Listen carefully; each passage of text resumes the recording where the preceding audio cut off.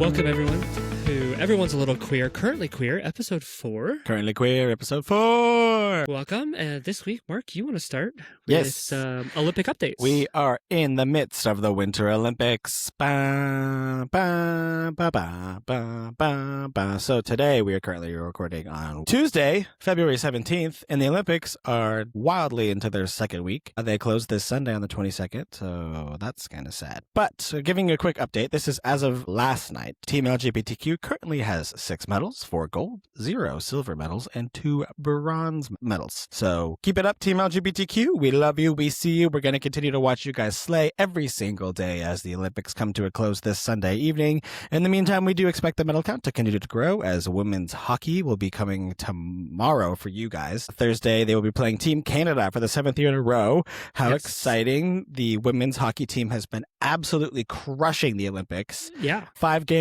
in a row, total shutouts, not a single goal scored in the entire Olympics except for game 1 where they only allowed 1 goal. Yeah, they are they are fucking killing it. We love to see you women go. You're doing so good. The hockey team, men's curling will be coming to a close here shortly.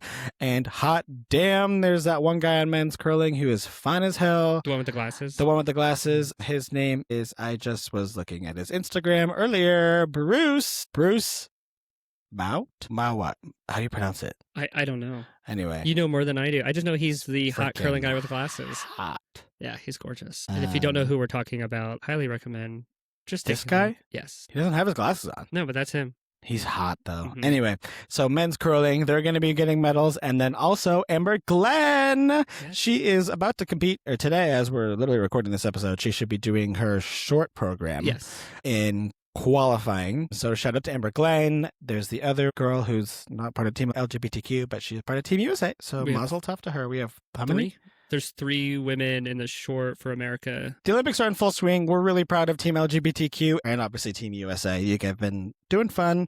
We've been watching the Olympics pretty much nonstop. And I, if you can't tell, freaking love the fucking Olympics. So Yeah. it's exciting and so many more medals to come for Team USA and for Team LGBTQ. So we're going to keep watching and rooting them on. And we will give you another update on the next Currently Queer when the Olympics will be closed. And we'll give you an update and kind of a little fun recap on how Team LGBTQ did as a whole as we come to a close on the Olympics this Sunday, the 22nd. Go Team LGBTQ, go Team USA. Yeah, and speaking of the Olympics, so Ooh. that will bring me into one of my things, which I did not know existed until this Olympics. So it's called the Olympics Pride House, and it's relatively, I say new, it's new, but it started in 2010, big quotations, new. I started in 2010 in the Vancouver Winter Olympics that was hosted in Canada. So what it is it's based off traditional hospitality houses where fans and teams and different people who make up and help all of these competitors can come to these houses. They can meet each other, they can interact, they can talk, they can watch movies, they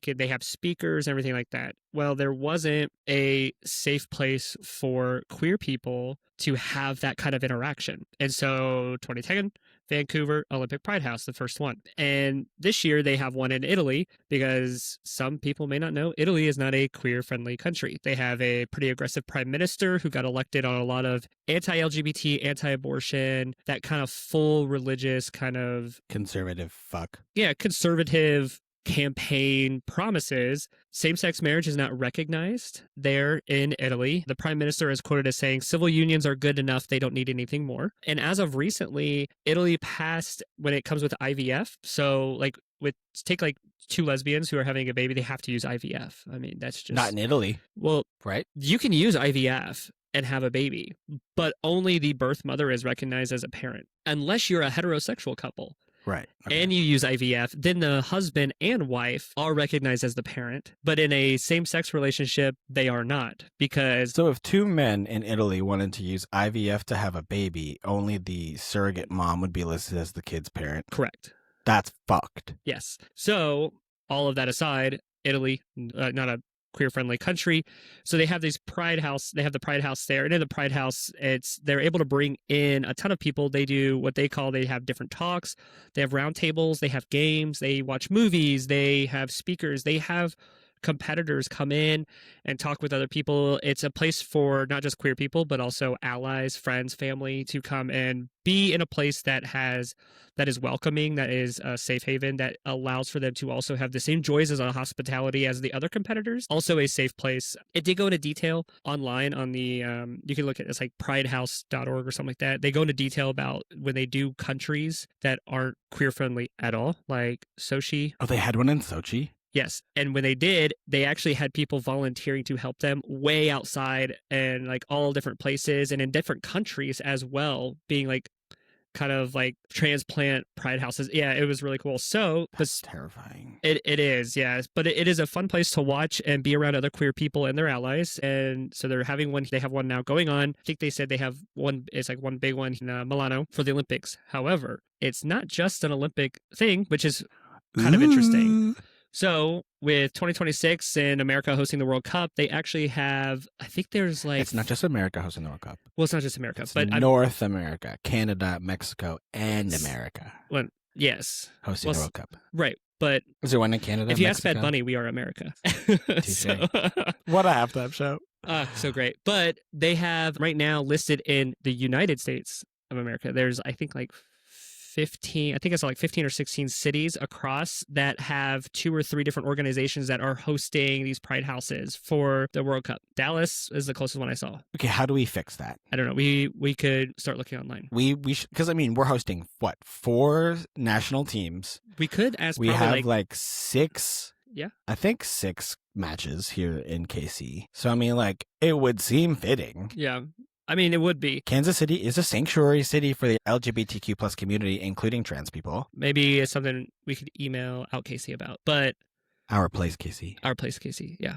Our Place Casey. Huh. We could look into that. Anyway, but we are... So that's cool that it's not just the Olympics. Yeah, so they're doing it for the World Cup, but they're also already looking for organizers for the 2028 Summer Olympics. Well, you should be the part of the one in Oklahoma City. So, because there's going to be also, did you know for when the U.S. is hosting the Olympics in 2028, the soccer matches or football matches are not just in Los Angeles. They're all over the entire country. So like, unfortunately, Kansas City didn't get picked, but like there's some soccer matches happening in St. Louis at their soccer stadium. Oh, nice. I didn't know that.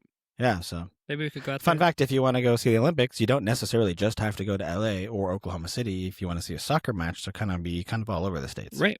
Yeah, that would be nice. So, well, that's cool. Yeah. So I thought it was pretty neat. Pride houses. Pride houses, something I did not know existed at all. Because if you talk to me about a pride house, I would think it's probably kind of kinky. That sounds very. Yeah, that's called bad houses. Touche. All right. We're now going to get into the queen of Queer Eye.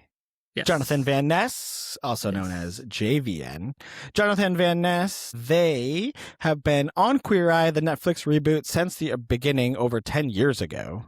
That's a long run. Yeah, we just watched Beautiful. the last episode of the last season, literally last night, and I cried. That show had like such a huge part of my life and means so much to me. And I know I don't know any of them literally at all. But when they filmed here in Kansas City, it was so fun to see them like filming around the city and kind of like when you watch it back to like see and relate to it all. And it was really cool. And I've grown so attached to Jonathan Van Ness through their story and some of their hardships that they've gone through. If you haven't read their book, it's absolutely incredible. So fun fact though, Jonathan Van Ness and their husband, Mark Peacock, what a name. He is fucking gorgeous. What a name and what a man. He is British, so he's got like an incredible accent too.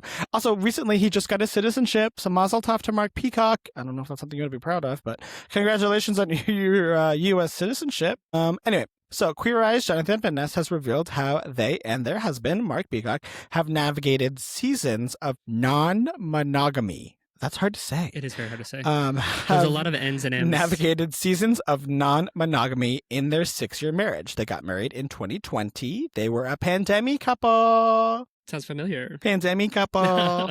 So Jonathan Van Ness recently was on the Mitch Chury Chat Show, which is a podcast hosted by Mitch Chury. They stated, "I'm all about seasons." They go on to say that while many might see open relationships as a Pandora's box that can't be closed back once opened up, however, the two of them have been able to thread that needle. They've been able to kind of go back and forth based on what's going on in our lives, and the hairstylist stated that it works for them. I love that. I love that for them. So they're able to kind of open their relationship, have some fun, see what's going on in life. If things start to get a little hectic, like, maybe Trump becomes president, you close that back up. Yeah. So, while they go on to state that while periods of openness are cool and really fun for them, they definitely do not support a polyamorous long-term thing. So for those who don't know, JVN and Mark, they've got like more pets than I could ever imagine. Yeah, no. So it goes on to say that JVN states polyamorous is definitely not something I could do. JVN, founder of JVN Hair, admits that I cannot just figure out my husband needs and my needs while also raising 5 cats, 3 dogs, being an entrepreneur, and somebody who's passionate about figure skating and gymnastics, and a comedian, and a podcaster, and a writer. They quote themselves as being a student of the world. I'm just saying, I don't have time to deal with a third person's needs. That's a lot. And I'm telling you right now, JVN, same. And I don't even have 75% of the things you just mentioned. I just got a husband, a dog, and 2 kids. So They are so busy.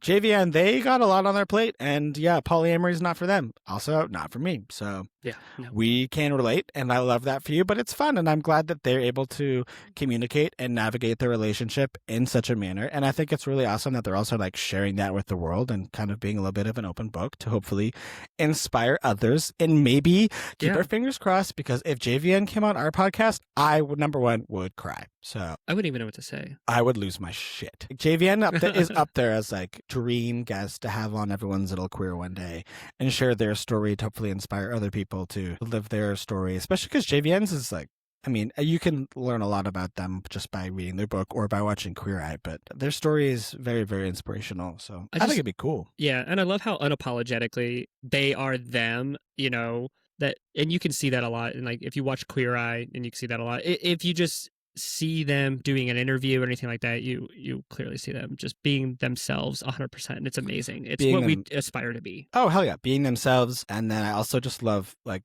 they totally just like radiate good vibes. They love everybody. And they also said fun as their middle name. So yeah. Jonathan Van Ness. Watch Queer Eye.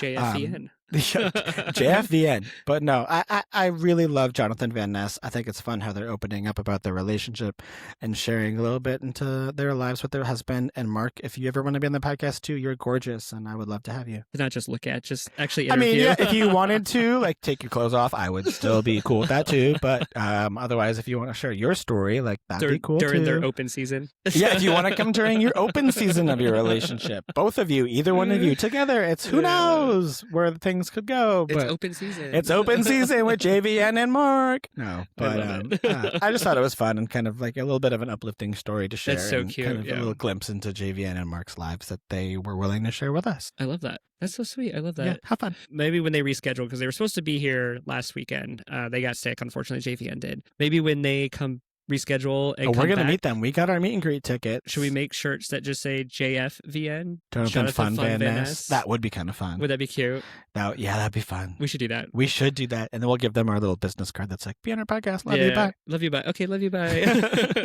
Happy snap. All right, next, moving on, we're going to talk about, well, the name of the podcast, everyone's a little queer. And what?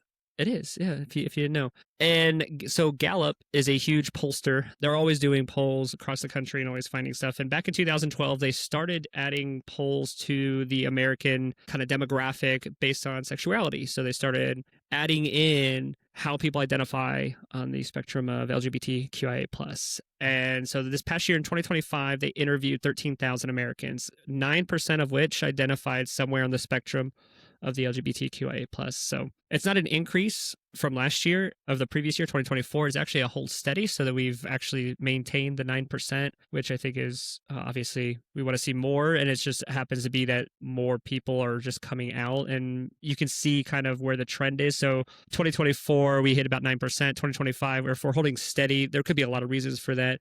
One, I believe, is probably politically right now, where the queer community is under attack a lot. And so a lot of people who do identify are not going to come out and say that. Right. Right. But since they started in 2012, they've actually doubled. So it was about 3.5%. Now we're at about 9%. So it's about double to almost tripled the amount of people who are identifying somewhere on the spectrum as queer. And again, that can only be because it's becoming more accepted and more understanding of what sexuality and what gender is, and people are feeling more confident and comfortable in coming out. And so I think that's a huge impact since they began. You can kind of see culturally where we've gone. Of that, of the 13,000, the 9%, 5% of them identified as bisexual, 17% as gay. Yes, gay. Yes, gay. 16% as lesbians. Oh, I love a leslie. 12% of that 9% identified as trans. 6% as queer or pan. But each one of these categories, Gallup said, only represents maybe 1 to 2% of Americans nationwide.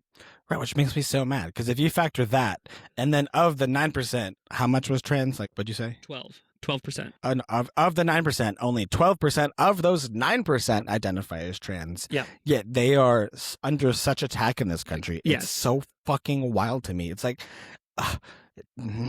yes. It makes me so mad. I mean, Jennifer Welch went off the other day. It's like, why, if you guys respect your Christian values or so much, then why can't you just leave them alone? Just leave them alone.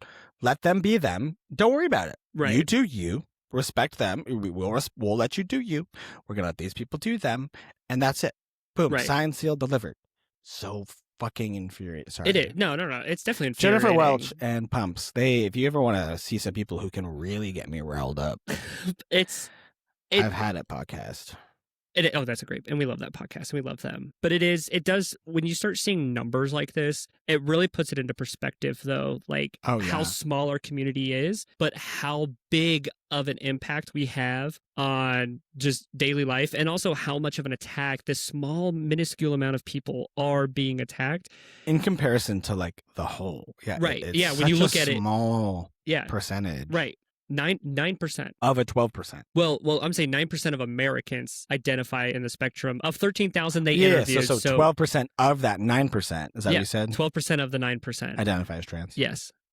Which is even such a small amount of numbers. Yes. I feel so bad because I love the trans community. They're such great people and they're so down to earth because being trans, like that, you really have to learn, have to know yourself to be able to embrace yourself as a trans person, especially in America nowadays, where like who would want to? Let me phrase this correct. Who would choose to be trans in America right now? It's not something that someone would be like, I want to be like. No, like you really have to. You know what you're getting into, and it's not going to be easy. But for you to be able to live yourself authentically and embrace who you truly are, it's not something that somebody should question. Especially like who would choose to go through that just as like a fun thing to do. Like that's not well, and it's not just America either. There's so many anti-trans bills, even in the UK. Yes, there are. There's so many across the world. And I think a lot of it is because people don't understand, because they don't feel different, right? They don't feel like, they look at themselves in a mirror as a boy who is born a boy and they go, I am a boy. That's how they see it. They can never fathom and they can never bring themselves to look inside and put themselves in a trans person's shoes of being like, well, I don't get why you are uncomfortable. You don't have to get it. Right. Right. I completely agree with you, but I know. it's these people that are making these. It's none of your business. These laws, like all of this stuff out there, yeah. But I do want to say also on top of this, shout out to Gen Z, and if we can learn anything from the younger generation, yes, Gen Z was quoted by Gallup as being the more open-minded than millennials, which kind of surprised. That makes sense. No, I think it makes sense. Well, I guess so. I think millennials, we were the first generation to be able to kind of like do whatever you want to do. Well, we were the first generation who I feel like thought or figured out or understood or learned that it's okay to disagree with your parents and live your own life. But millennials, I think we're stuck. You have almost a dividing line of millennials who think like that. But then you still have millennials who kind of hold a lot of that old value that their parents Bible Belt millennials. Right. And so you have but a lot of these millennials are having kids in that way of like, hey, they just want to be happy. I saw a study too. I mean, we're talking about numbers, that millennials are like 60 times more or 60% more of like involved in their kids' lives than past generations have ever been. Oh, I would believe that. And I'm like, You know why, though? why? Well, our parents weren't as involved. And so Yeah. a big thing that people, as you grow in age, this was also in Queer Eye last night, is where they talk about that, like, you are raised a certain way. And if you disagree with how you were raised, or you don't like how you were raised, you can either suck it up and say, well, it is what it is. I got to raise my kids this way, which millennials are not, that's not us. Yeah. Or you can say, hey, I'm going to do the opposite. And so for a lot of millennials whose parents were not involved in their recreational activities at school or whatever it may be, for a multitude of reasons, now as millennials, like, you're like, okay, well, I'm going to do the opposite. So like whenever our kids have a field trip, we're the first to sign up to be a chaperone if we can. Yeah. We're the first to be there at any kind of school event. We're the first to donate things to the school when they need something if we can, because we want to try and, be the opposite. And so I think that also expands amongst millennials, where we were raised in an atmosphere where it was very, not strict, but it was very black and white on how parents parented. It was, you're the kid, and then I'm going to be the adult, and then you had your separate, and then it was like, we come together for 4 hours a night, if that, and then go on. And you go to bed, you go to school. Correct. Yes, yeah. So I can see where that comes into play. So. Yeah, that's cool. Yeah, shout out to Gen Z. And Gen also, Z, good for you Gallup guys. says that Gen Z identifies 16% of Gen Zers that they interviewed. I think it was like the ages of 18 to 28 or something like that. 16% of them identified as bisexual because they were like, well, you never know who you might like. I think is what one of the quotes said. And I was like, okay, love that. Not wrong. Yeah. I think it's cool too, though, because like you don't... Well, I think Gen Z also approaches things as much more of... They have a lot more openness towards life. Right. So I agree. Good for Gen Z. Yeah. And also shout out to you guys for, I don't know, bracing yourselves and not trying to stick to a binary. Life's not about the non-binary. Okay. We're going to bring a little bit of, well, not that we have it. We're going to bring a little bit of politics into things here. Oh, that's fine. I have politics. Oh, convenient.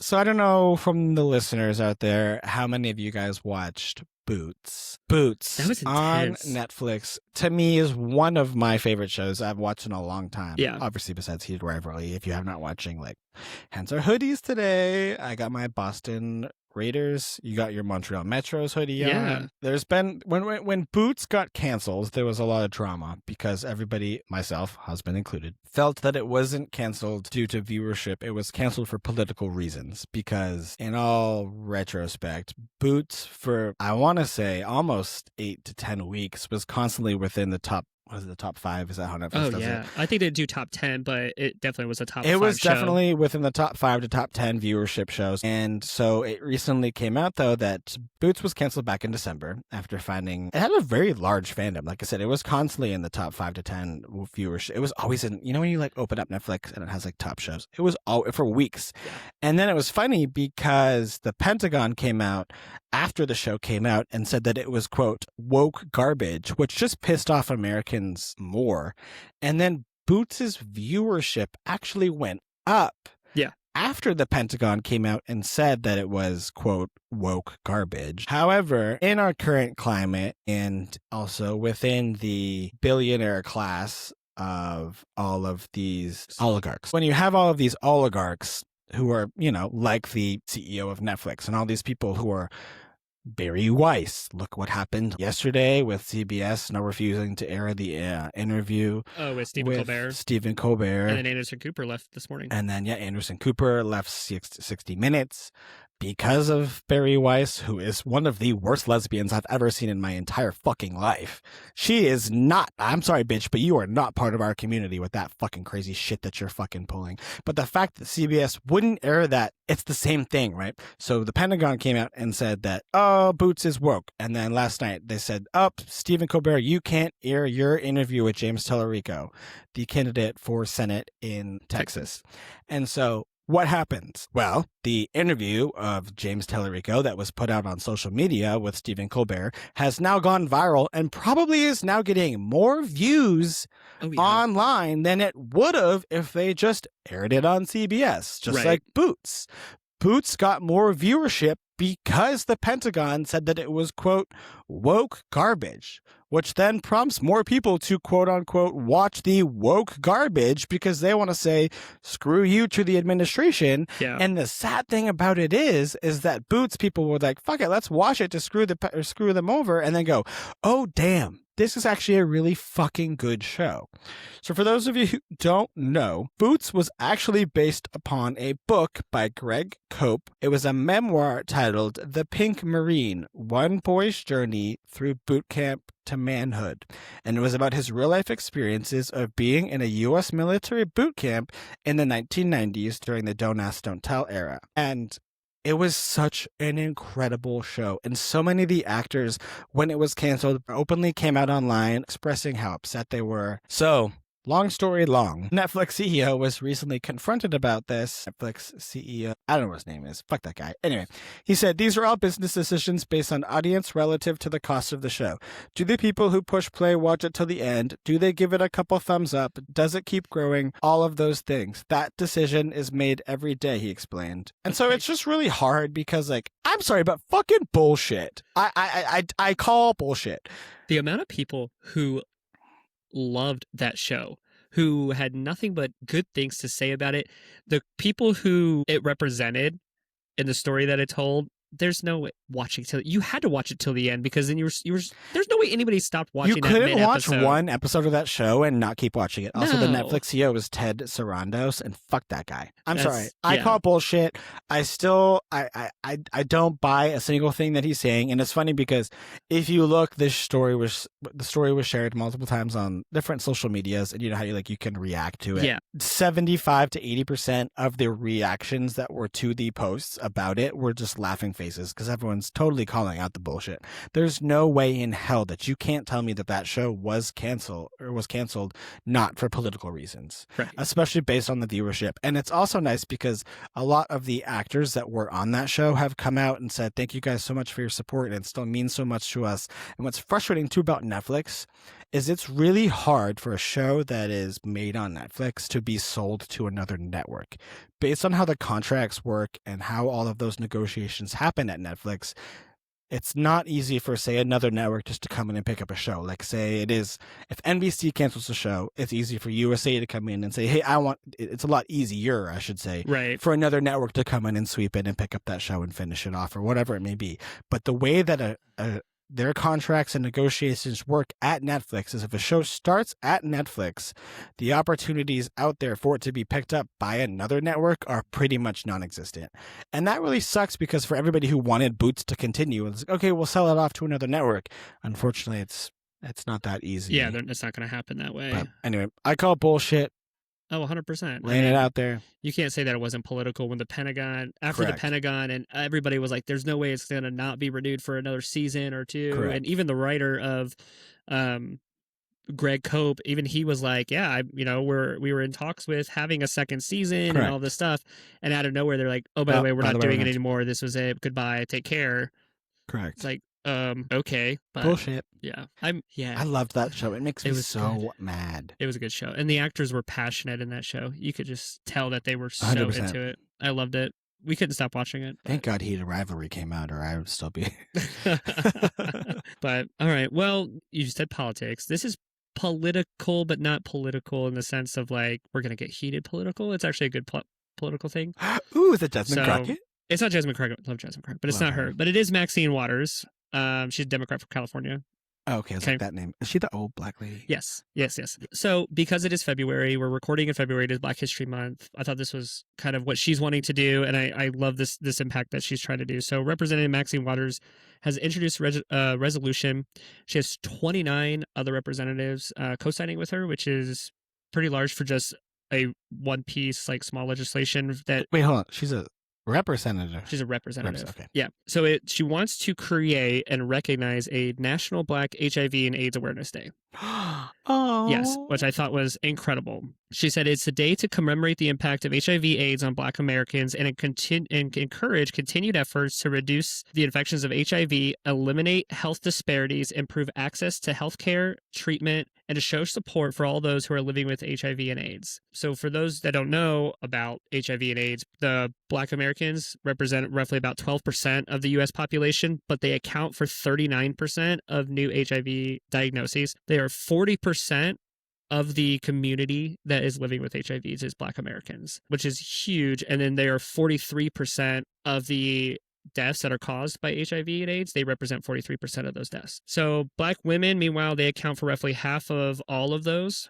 diagnoses, and Black gay and bisexual men account for roughly about 49% of that. So she is wanting to bring awareness to this by, obviously, here's a National Day of Recognition. It's an awareness day, and then to help also keep it in the forefront, because I don't know, there's a lot of places we got rid of USAID when Orange Schittler took back over. So USAID is no longer there. They're estimating by 2030, 9.3 million people will die because of USAID.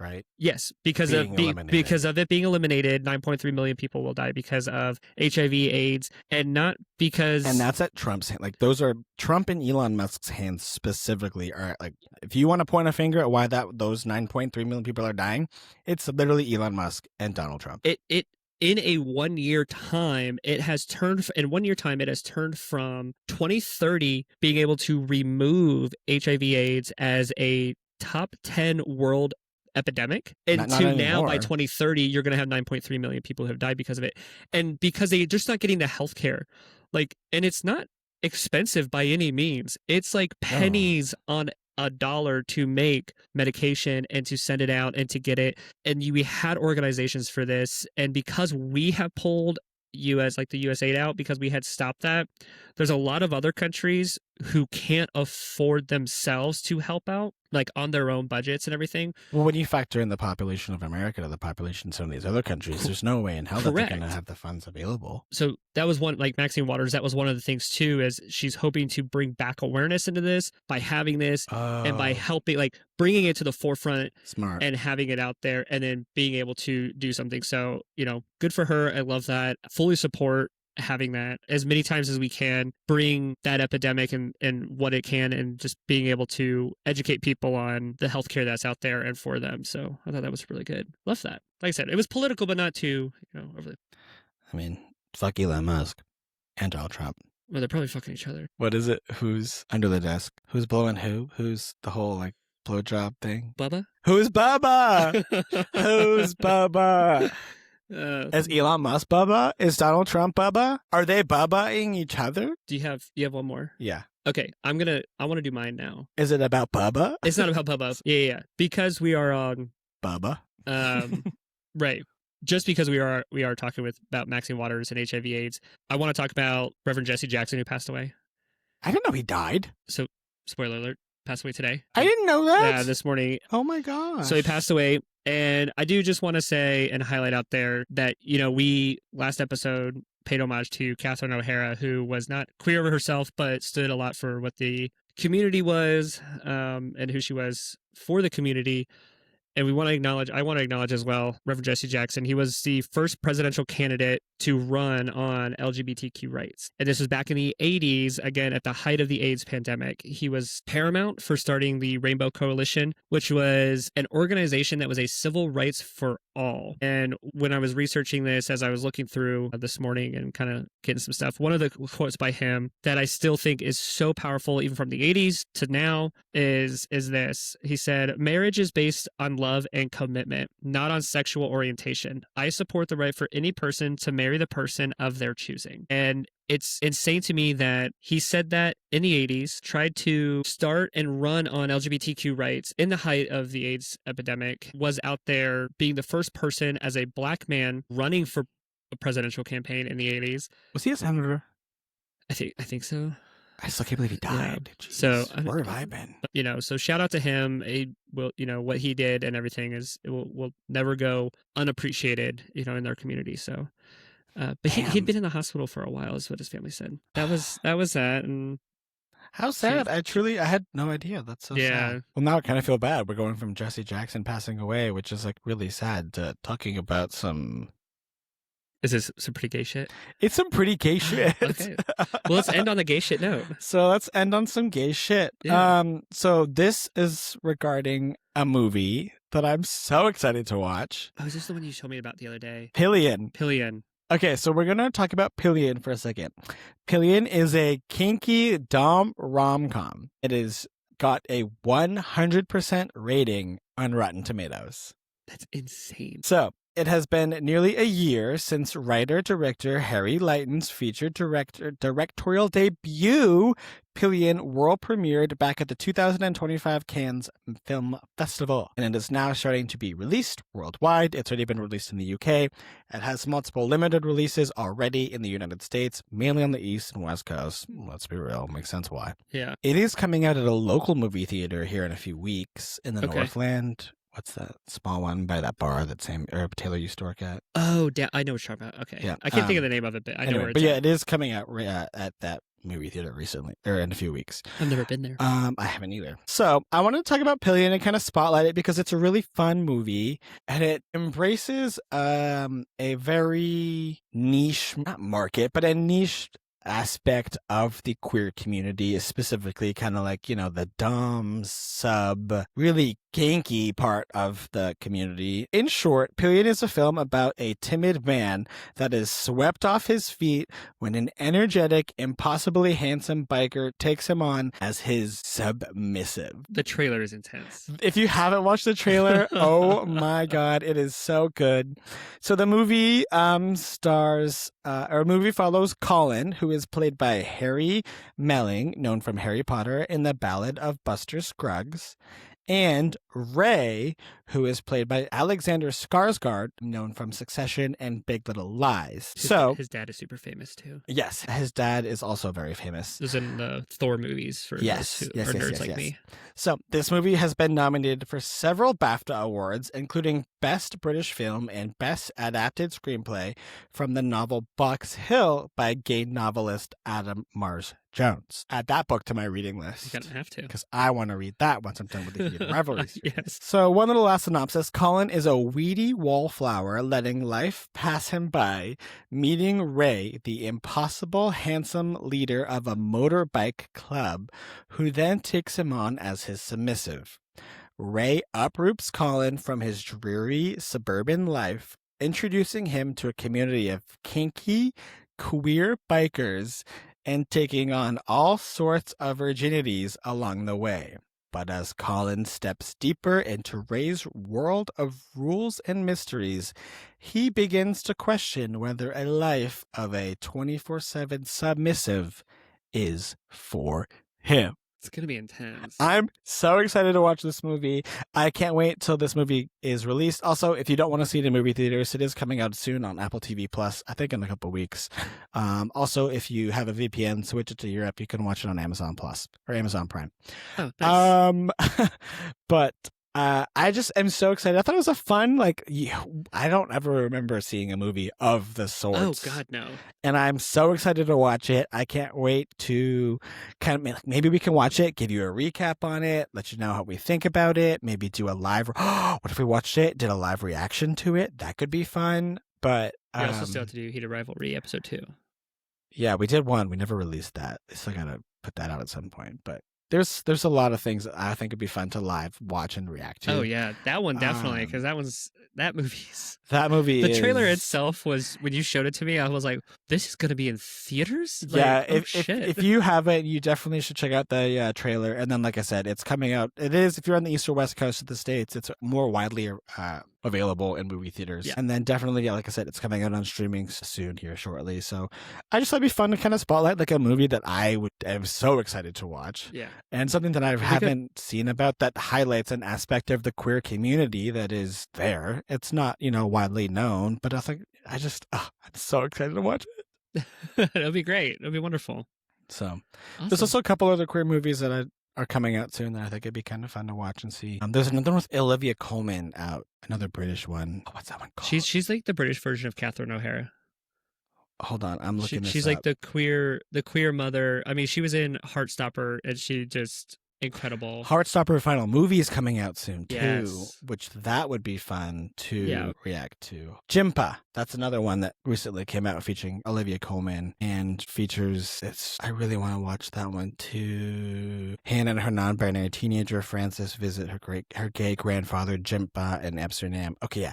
So that's another great movie. It basically features where Jimpa is what Olivia Colman's daughter calls her grandfather because he's gay, and so Jimpa is what they call him instead of grandfather. They go and stay with him and explore their queer culture, and it's supposed to be this really cute movie. And so, also, shout out to Jimpa. Let's watch that one too. So, anyway, just some fun queer arts that's coming out that I think would be fun to check out sometime. I love it. Well, it's been great. I want to watch that movie.